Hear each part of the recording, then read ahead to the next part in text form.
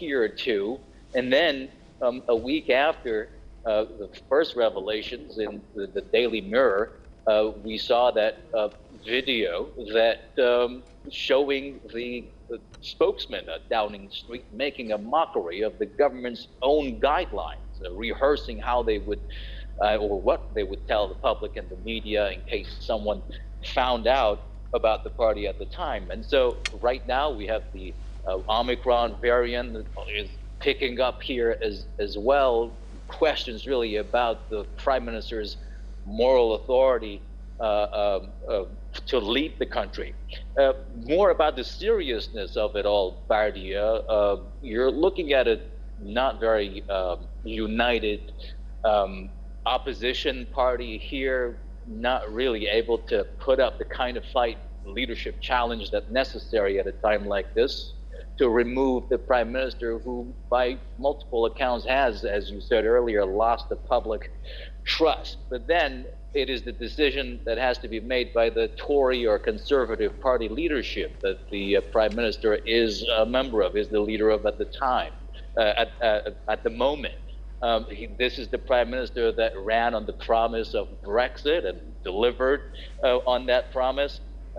Of course, the consequences of that are really affecting the nation as we speak, but that's a discussion for another time.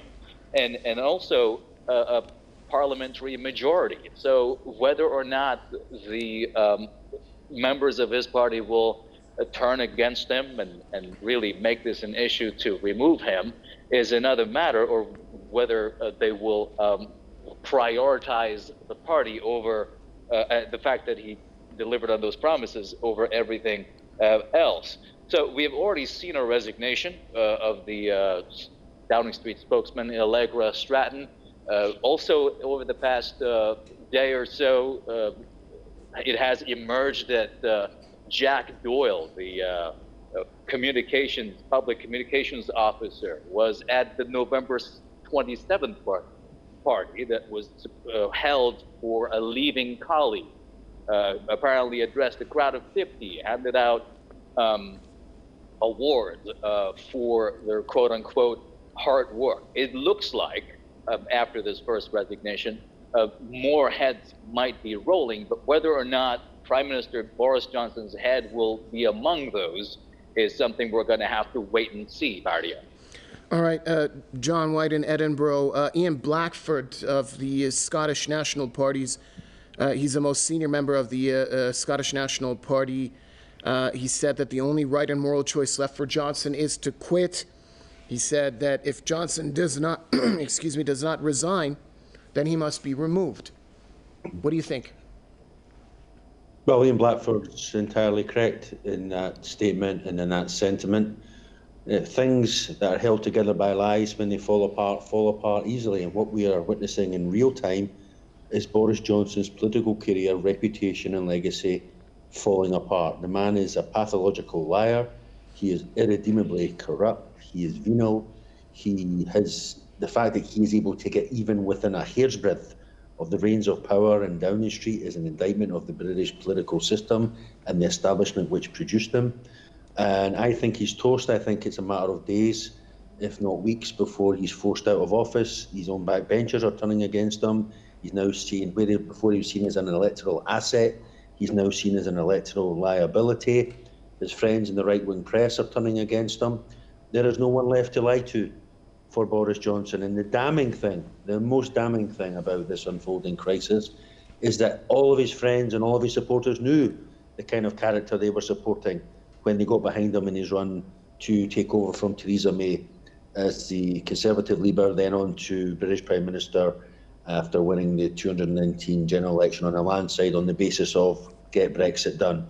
Where before Boris Johnson has been able to skillfully, him with the aid of his ministers, let's not forget their part in this scenario, to divide certain sections against each other, Brexit versus Remain, Indigenous versus non-Indigenous and migrant, rich versus poor, people in work, people out of work, etc., etc. This COVID issue cuts across all those divides. Every sector of society, rich and poor, every ethnicity, every community, millions of people have stories to tell, real and anxiety-ridden stories of not being able to be with loved ones in their dying days last year during the lockdown over the winter of 2020, over Christmas, because of the COVID regulations that were in place then. And so he has managed to ignite anger right across the political, regional, ethnic divide, and that's his undoing. And there's very stark parallels in him doing this and the way that Thatcher managed to do the same with regards to the poll tax in the late 80s and 1990s. The poll tax was her undoing. COVID will be Boris Johnson's undoing. John White, Boris Johnson's Conservative Party has already dropped 3 percentage points. If he decides to ignore these calls for resignation, which many critics are most likely saying that's what's going to happen, is he going to take down the Conservative Party with him as well? I don't think he'll get to that stage. I think his ministers will have a very, very important decision to make, whether they back this losing horse all the way to their own end in terms of their own legacies and reputations, or whether they wield the knife and tell him that it's time for him to go. I am a bit concerned with the stance taken by Sir Keir Starmer, the leader of Her Majesty's official opposition so far. It's notable to me that it was Ian Blackford, the head of the Scottish National Party in the Commons, who's called for Boris Johnson's resignation.